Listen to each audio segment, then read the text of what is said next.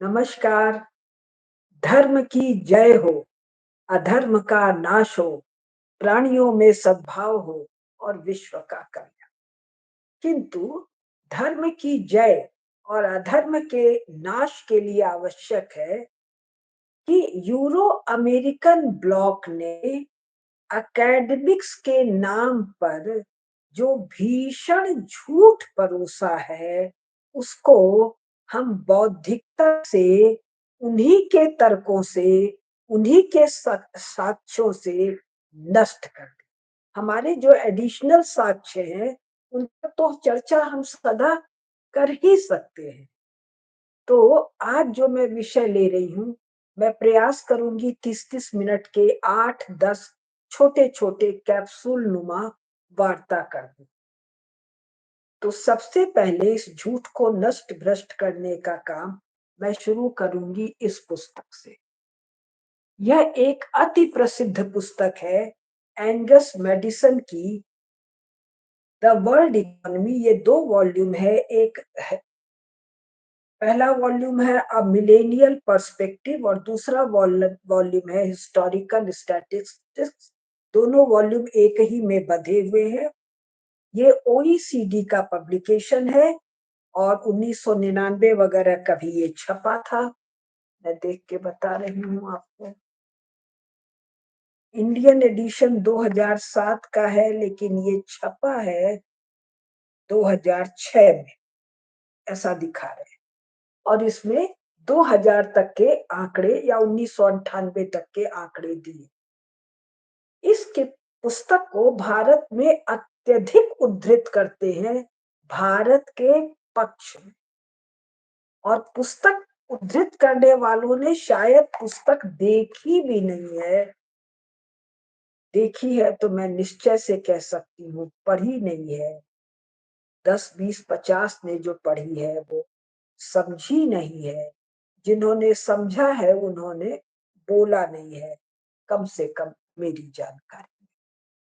तो इसमें सबसे अधिक जो उद्धृत होता है, पृष्ठ संख्या 263, 263 पर एक टेबल दिया हुआ है B20। बी मतलब अपेंडिक्स बी, टेबल 20। ये बात करता है shares of world GDP, 20 countries and regional tables. अवधि है 0 एडी से 1998 एडी, मतलब 2000 में 2 साल कम है।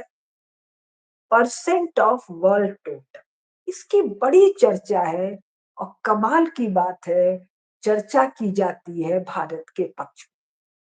और इसी टेबल के आधार पर विश्व के 2 महान सभ्यताएं, विश्व की 2 महान इकोनॉमीज कौन कौन, भारत और चीन, इसी टेबल के आधार। तो मैं पहले इस टेबल की डिटेल बता रही हूँ। और ये जो मैं वार्ता कर रही हूँ, ये बहुत ही टेक्निकल है। मैं प्रयास करूंगी सरल कर दूं। 100% डाटा बेस्ड है, इकोनॉमिक्स का है, फाइनेंस इन्वॉल्व है। और मेरा प्रयोजन है कि ये मैं ओपिनियन मेकर, पॉलिसी मेकर और डिसीजन मेकर्स को ध्यान में रखकर इस वार्ता को करूं। अन्यों को भी आनंद आएगा, स्वाभाविक है।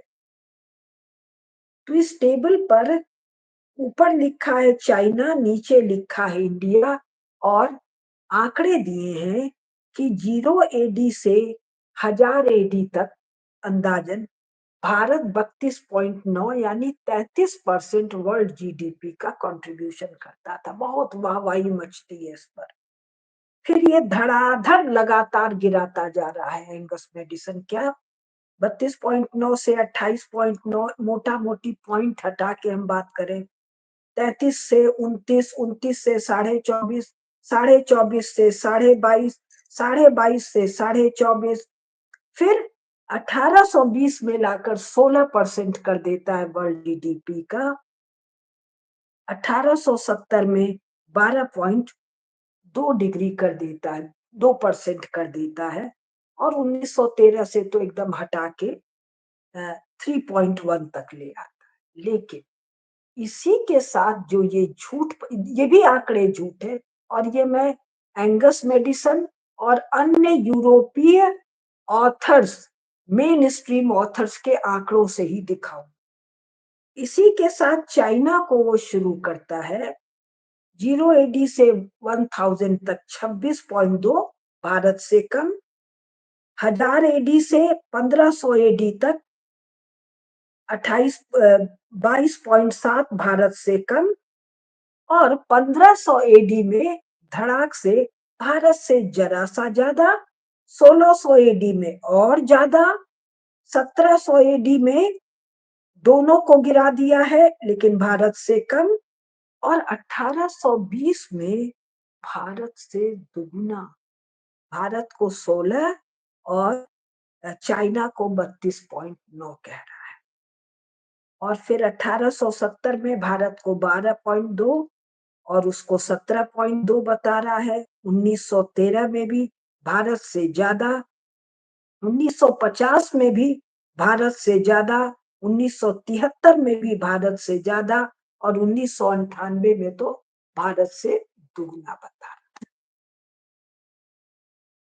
ये भयंकर झूठ है, ये मैं लगातार आप लोगों को दिखाऊंगी, इन्हीं की पुस्तकों से दिखाऊंगी। लेकिन ये झूठ बोलने की जरूरत क्यों पड़ी, इस पर मैं 2 लाइन बोलकर आगे बढ़ूंगी। हम लोग 2025 में बैठे हैं, यानी इस पुस्तक के छपने के 20 साल के बाद बैठे हैं, और क्या देख रहे हैं? जिसको चीन इस पुस्तक में बता रहे हैं वो बिखर के खंड खंड हो रहा है। भारत तेजी से बढ़ता जा रहा है। और ये कमाल की बात है कि इस पुस्तक में जिन लोगों ने इस टेबल को उद्धृत किया, उन लोगों ने ये नहीं उद्धृत किया कि 1870 में भी भारत, जिसको ये केवल 12% बता रहा है, अमेरिका से, यूनाइटेड किंगडम से, फ्रांस से, जर्मनी से बहुत बड़ी इकोनॉमी का, 1870 19वीं शताब्दी के अंत होने, जो नहीं लोग बता पा रहे हैं। आंकड़ों का खेल अर्थशास्त्र के पढ़ने पढ़ाने वालों के लिए भी सरदर्द है, जब तक कि वो स्टैटिस्टिक्स और सांख्यिकी की मोटी मोटी जानकारी न रखें, महीन जानकारी रखें, तो ये झूठ ऐसा दिखाई पड़ता है जैसे नंगा राजा। मैं स्टैटिस्टिक्स की अच्छी खासी जानकार। तो 2 बात। अब सवाल ये आता है, कौन सा भारत और कौन सा चीन? 15 अगस्त 1947 वाला भारत, या जब 0 एडी कह रहा है तो 0 एडी वाला भारत, जब 1000 एडी कह रहा है तो 1000 एडी वाला भारत, इसी प्रकार 1500, 1600, 1800, 1870 वाला भारत। चलिए 0 एडी से 1870 वाले भारत की बात करें। 0 एडी से जरा सा पहले महाराज अशोक है, 0 एडी के बाद महाराज कनिष्क है। अशोक की महाराज के दुनिया भर, अशोक महाराज के वो है नहीं, इन सबों ने अशोक महाराज मौर्य साम्राज्य कह रखा है। इनके दुनिया भर के इंस्क्रिप्शंस मिले हैं, कहां से कहां तक? यवन प्रांत, यानी जिसको ये ग्रीस कहते हैं, वहां से लेकर चीन तक। चीन मतलब तिब्बत तो सिक्योंग नहीं, चीन मतलब पीकिंग वाला हिस्सा, वहां तक उनके इंस्क्रिप्शंस मिले हैं। और ये उनके साम्राज्य के भीतर है, क्योंकि राजा अपनी मुनादी जो फिरवाता है, जो इंस्क्रिप्शन लगाता है, वो अपने राज्य।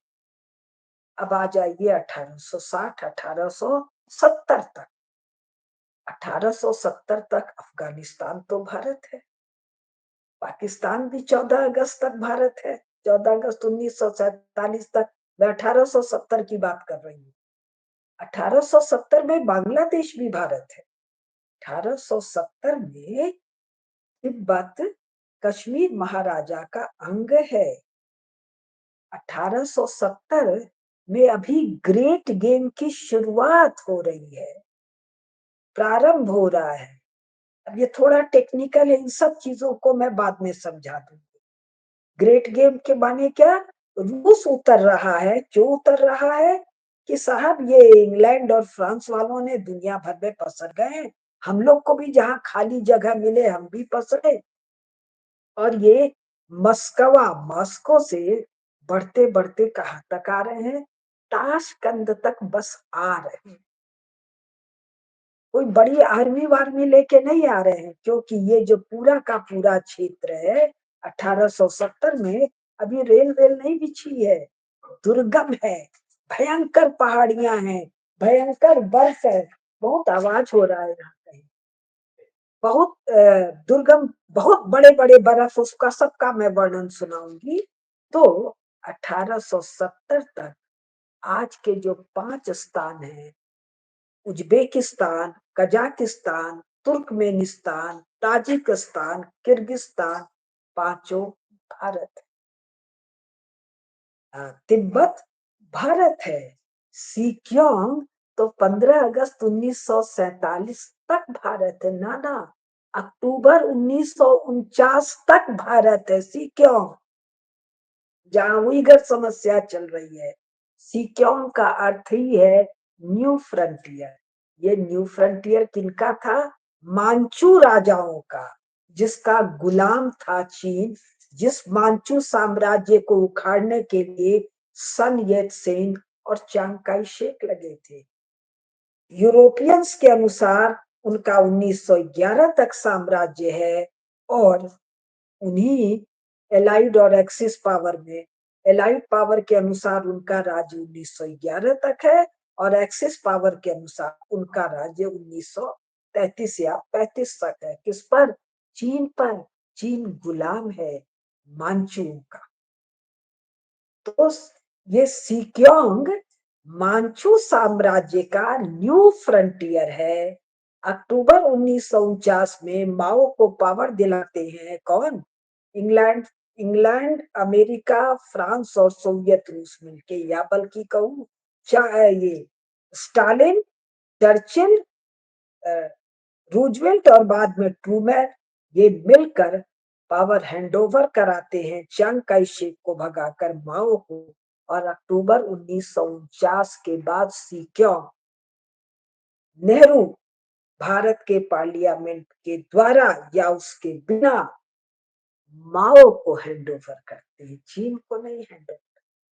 माओ की कम्युनिस्ट पार्टी को हैंडओवर करते हैं, और communist party non state entity है।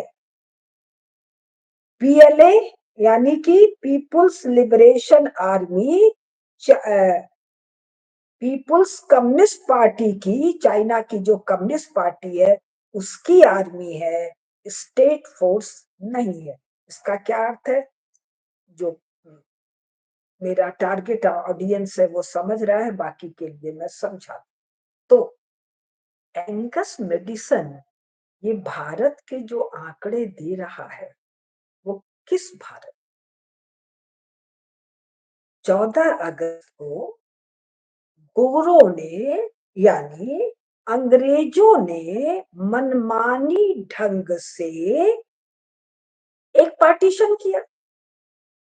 उस पार्टीशन के लिए उन्होंने कहा कांग्रेस अगर चाहेगी तो हम करेंगे। कांग्रेस पूरे भारत की प्रतिनिधि तो नहीं थी, कांग्रेस की तो स्थापना ही अंग्रेजों ने की थी।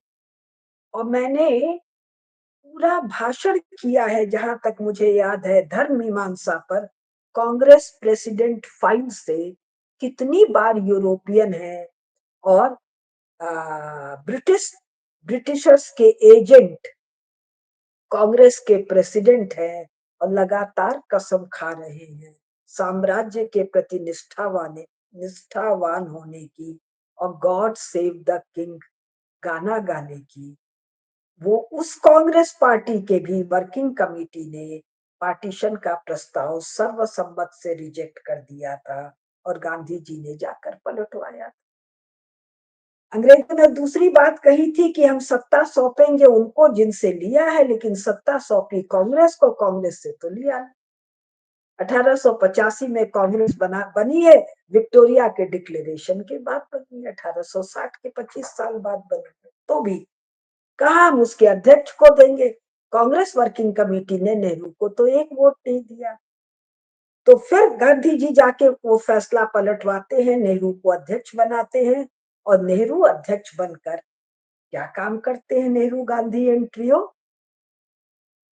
देश में एनिमी स्टेट की स्थापना, जिसको ये पाकिस्तान है, देश में अनेकानेक अन्य एनिमी स्टेट के बारे में एक सिंगल विरोध दर्ज भी नहीं करा। ये डूरंड लाइन का मामला जो था, ये तो स्फीयर ऑफ इन्फ्लुएंस का मामला था, कोई नेशनल बाउंड्री या पार्टीशन जैसा तो हुआ नहीं। 1947 15 अगस्त को महाराष्ट्र कश्मीर का राज्य का अंग था तिब्बत। इसकी सारी डिटेल सुनने वालों को पता है, मैं अलग से कभी सुना दूं। तो अब सवाल ये आता है कि एंगस मेडिसन 2006 में जब ये किताब छापते हैं, 1998 तक का आंकड़ा देते हैं, ओईसीडी का पब्लिकेशन करते हैं, तो इनको ये तो बोध होना चाहिए कि हम किस भारत की बात कर रहे हैं, और इसके साथ ही हम किस चीन की बात कर रहे हैं। एक पुस्तक है, बच्चा जरा उठाना, Atlas of China, national geographic का। अगर नेशनल जियोग्राफिक के एटलस पर आप जाते हैं, पेज नंबर 100 पर, तो चीन का आधिकारिक नक्शा छपा हुआ है। उसमें भी विजुअल बदमाशी बहुत की गई है। फिर भी चीन तो इस पूरे कालखंड में चीन का आकार ये तो नहीं है। सीक्योंग अक्टूबर 1949 के बाद दिया गया, किसको? चीन को। यहाँ रखा हुआ बुद्धिज्म के ऊपर। और तिब्बत तो 1956 के बाद चीन को मिला है, और भारत का बड़ा क्षेत्र चीन ने 1962 की लड़ाई के बाद दबाया है। तो ये थोड़ा सा हम आपको दिखा दें, ये एटलस है चाइना का, और ये छापा है नेशनल ज्योग्राफिक ने, और इसके पृष्ठ नंबर 100 पर ये नक्शा है। तो देखिए बदमाशी क्या किया इन्होंने। अरे जो लाल अंश है बस इतना चीन है, इस लाल अंश को ही दिखाओ ना। यहाँ ये वाला इतना सा जो लाल दिख रहा है ये चीन है। उसके बाद ये हो जाता है, फिर ये हो जाता है, फिर ये, फिर ये, फिर ये, फिर ये। तो भाई ये लाल कैसे होता है?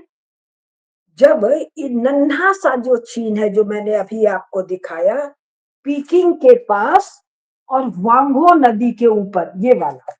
और ये बताते हैं शैंग डायनेस्टी, सब भी फर्जी है, 1756 से बीसी का बता रहे हैं। और फिर किन डायनेस्टी बता रहे हैं 206 से 221 बीसी का, ये वाला नक्शा। तो चीन का जो ये लाल बड़ा क्षेत्र है, ये क्या है? चीन की कम्युनिस्ट पार्टी के द्वारा छापे गए आधिकारिक इतिहास के अनुसार, कैम्ब्रिज, ऑक्सफोर्ड, हार्वर्ड के द्वारा छापे गए चीन के आधिकारिक इतिहास के अनुसार, ये सब उत्तरी दिशा से आने वाले लोगों के गुलाम हैं। मैं चीन पर धर्म मीमांसा पर विस्तार से कर दूंगी। एलियन रूलर्स कहते हैं, बारबैरिक कहते हैं, फॉरेन योग कहते हैं। इनके 2300 साल के इतिहास में 1800 साल ये उत्तरी लोगों के गुलाम हैं, उनकी अपनी भाषा में। और ये उत्तरी लोग कौन है? शक है, हूण है, मंगोल है, टैंग है, सब तुरुस्क है। अब अजीब एब्सर्ड टाइप के उच्चारण है, स्पेलिंग है, क्योंकि सब अंग्रेजी में है। तो ये सब के सब भरतवंशी है।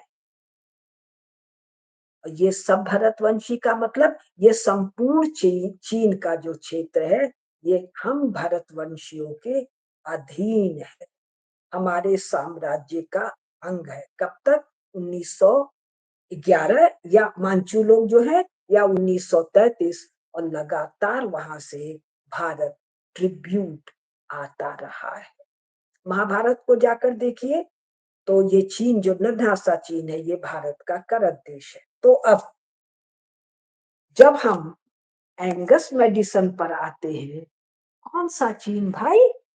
ये वाला कि 1956 के बाद ये वाला, और ये वाला चीन है या कम्युनिस्ट ऑक्युपाइड एरिया है?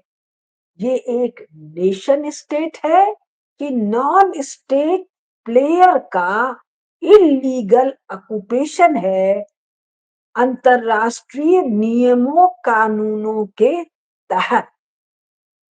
जब वो पेलोसी जाती है ताइवान, जब पेलोसी भारत में अभी हाल में आकर तिब्बत के दलाई लामा से मिलती है, और बहुत लंबी कहानी है, तो ये क्या बात करते हैं कि ये कम्युनिस्ट प्रिजन में ये बहुत सारे देश है। एनी हमारा जो मूल विषय है इकोनॉमिक्स का एक बड़ा ब्लंडर या झूठ कि आप ये तो मेथोडोलॉजी में कहीं लिखते ही नहीं है कि आप किस भारत की बात कर रहे हैं और किस चीन की बात कर रहे हैं। एक बात मैंने कही। अब दूसरी बात, अपनी पुस्तक के शुरुआत में ये इंट्रोडक्शन और समरी, ये इतना ऊपर जगह छोड़ के बात कर रहे हैं, तो जो मैं पृष्ठ 2 से पढ़ने जा रही हूँ वह वस्तुतः पृष्ठ 1 ही होता अगर शुरुआत होती। ये कहता है, in the past, quantitative research in economic history has been heavily concentrated on the 19th and 20th centuries when growth was fastest. 19वीं 20वीं शताब्दी. To go back earlier involves use of weaker evidence, greater reliance on clues and conjectures. 19वीं 20वीं शताब्दी के पहले जाते हैं 17वीं 18वीं 16वीं, तो clues and कंजेक्चर्स मतलब अटकल पच्चू ही है। Nevertheless, it is meaningful, useful and necessary exercise because differences in the pace and pattern of change in major parts of the world economy have deep roots in the past. फिर ये कह रहा है, quantification clarifies issues which qualitative analysis leaves fuzzy. It is more readily contestable and likely to be contested. It sharpens scholarly discussion, sparks of rival hypotheses, and contributes to the dynamics of the research process. It can only do this if the quantitative evidence and the nature of proxy procedures is described transparently. But he doesn't describe transparently. He doesn't even mention what area, what geographical boundaries are of India and of China, so that the dissenting reader can augment or reject parts of the evidence or introduce alternative hypothesis. मैं यही काम करने जा रही हूं। अब ये आगे एक जगह कहता है, पृष्ठ संख्या 46 पर, जहां जीडीपी पर कैपिटा की बात करता है। मेडिसन मतलब ये अपने लिए 1995 में जो इनका पब्लिकेशन है, contained detailed estimates for different parts of world economy for 1820 onwards with a very crude provisional assessment for 1500 to 1820. मतलब 250-300 साल का भी इनके अनुसार क्या है? Very crude provisional assessment and estimate. There is still a substantial degree of conjecture, मतलब crude provisional जो असेसमेंट है उसमें भी substantial degree of conjecture, but appendix A and be present my evidence and assumption. इनकी ख्याली पुलाव है, assumption है, मान्यताएं। आंकड़ों के मामले में मान्यताएं कैसे चलेंगी भाई? या तो 2 है या 20 है या 12 है या 13 है, मान्यता नहीं होती।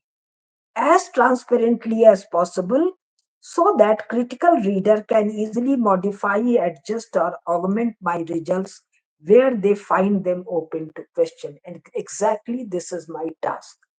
थोड़ा सा और, पेज संख्या 47।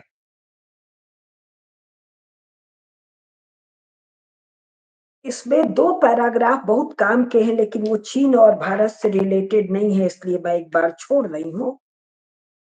एक जगह और ये 49 पर कह रहे हैं, बैरक के लिए जो एक बहुत महत्वपूर्ण अर्थशास्त्री हैं, his figures for these areas were essential guesstimates। Madison क्या कह रहा है? मेडिसन से बड़े एक अर्थशास्त्री के लिए कि उसने जो आंकड़े दिए हैं वो आंकड़े नहीं है, गेस और एस्टिमेट। एस्टिमेट भी कैसा है? गेसिंग वर्क।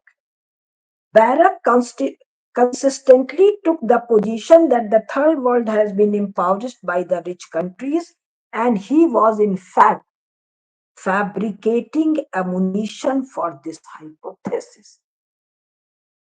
यानी ये दूसरे अर्थशास्त्री के लिए स्पष्टता से कह रहा है, वो एविडेंस फैब्रिकेट कर रहे हैं, यही काम ये कर रहा है, लेकिन क्यों, इस पर हम बाद में आए। फिर और बहुत सा दिया है, वो सब मैं छोड़ रही हूं। अब 2-3 चीजों पर मैं बात कर रही हूं। पहला, और 2-3 पुस्तकें हैं जिनसे मैं पढ़ के सुनाऊंगी, वो किताब मेरे हाथ में नहीं आ रही है, कि यूरोप में और अमेरिका में डाटा कलेक्शन का काम सिस्टेमैटिकली 1960 के बाद है। वो किताब मेरे हाथ में नहीं है, और ये कौन कह रहा है? अमेरिकन इकोनॉमिक एसोसिएशन का president, and if I remember his name, Simon Kuznets, इस बात को कह रहा है। मैं अगले किसी में वो पेज नंबर से पढ़ के खोज के बता। अब सवाल ये हो रहा है कि आपको अमेरिका में या इंग्लैंड में या किसी यूरोपीय देश में बैठ के यूरोप के बारे में आंकड़े नहीं है, अमेरिका के बारे में आंकड़े नहीं है, आप सारी दुनिया का 2000 साल का आंकड़ा किस आधार पर गेस कर रहे हैं? किस आधार पर फैब्रिकेट कर रहे हैं? किस आधार पर आप एस्टिमेट कर रहे हैं? केवल एक चीज मैं आपको पढ़ के सुना रही हूं,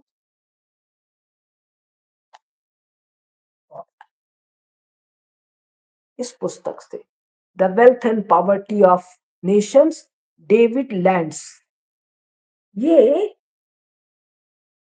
पृष्ठ संख्या 460 पर कह रहे हैं, यूनाइटेड स्टेट्स ऑफ अमेरिका की बात करते हुए, इंटरनेशनल कंपैरिजंस आर आर्बिट्रेरी। हम लोग बात कर रहे हैं भारत और चीन की। International comparisons are arbitrary and often contradictory, so that it was not clear whether around 1990 1990 में United States was in first or third place in income per head। 1998 में ये पुस्तक छपी है, और ये सज्जन कह रहे हैं, उनके अर्थशास्त्री कह रहे हैं कि 1990 में अमेरिका का पर कैपिटा इनकम मतलब पहले नंबर पर है, दूसरे नंबर पर है, या तीसरे नंबर पर है, या तो पहला, दूसरा, तीसरा, तीनों धनी देश हुए ना। तो धनी देशों का 1990 में जीडीपी क्या है? GDP divided by population is per capita income. 1990 का अमेरिका टॉप पर है या नहीं है, ये 1998 में नहीं पता है। Whether its lower rate of productivity, किसका? यूनाइटेड स्टेट्स ऑफ अमेरिका का। Whether its lower rate of productivity increase would persist, whether these other faster growing economies plus several newcomers were converging with it or on the way to passing it। 1998 में आप लिख रहे हैं कि 1990 की America और बाकी दो धनी देशों के न तो आंकड़ों के बारे में सही जानकारी है और न रेट ऑफ ग्रोथ के बारे में। और आपने उठाकर भारत को चीन का आधा कर दिया। इतना विशाल भारत और इतना नन्हा सा चीन। चीन 1800 साल भारत भारत या भारतवंशियों का अधीनस्थ। जिस क्षेत्र से चीन पर आक्रमणकारी आ रहे हैं उस क्षेत्र को सेंट्रल एशिया कहते हैं। सेंट्रल एशिया में क्या क्या है? ये पांचों स्थान है, सीक्योंग है, तिब्बत है, और इन सातों पर भरतवंशियों का राज्य है। कब तक? रूस के एंट्री के पहले तक। रूस की एंट्री कब है? 1850 से शुरू होती है, 1907 तक चलती है। इसको चैलेंज करना काम था 15 अगस्त 1947 के बाद या कांग्रेस के नियमित अधिवेशनों में। तो कांग्रेस के अधिवेशनों में तो ये बार बार कह रहे हैं, जी आप सोच भी कैसे सकते हैं कि हमसे बड़ा कोई आपका स्वामी भक्त गुलाम है। कांग्रेस के डिक्लेरेशन, प्रेसिडेंट्स फाइल वाला जो मैंने 2, 3 या 4 आपके धर्म इसी धर्म मीमांसा चैनल पर जहां तक मुझे याद आ रहा है मैंने वार्ताएं की। तो अब दूसरी बात, मैंने 2 बातें इंट्रोड्यूस की अभी तक, अब तीसरी, चौथी, पांचवी ला रही हूँ। पहला 2, ये चीन और भारत की जो तुलना कर रहा है, जिस पर भारत वाले बिना समझे बुझे गाल बजा रहे हैं, जो हमारे गाल पर एक तमाचा है एक तरह से। ये पूरा का पूरा एंगस मेडिसन का ये पुस्तक अन्यान्य भी प्रयोजन है। भारत को नीचा दिखाना है। भारत को नीचा क्यों दिखाना है? जिसमें ये बुरी तरह फेल कर गया है।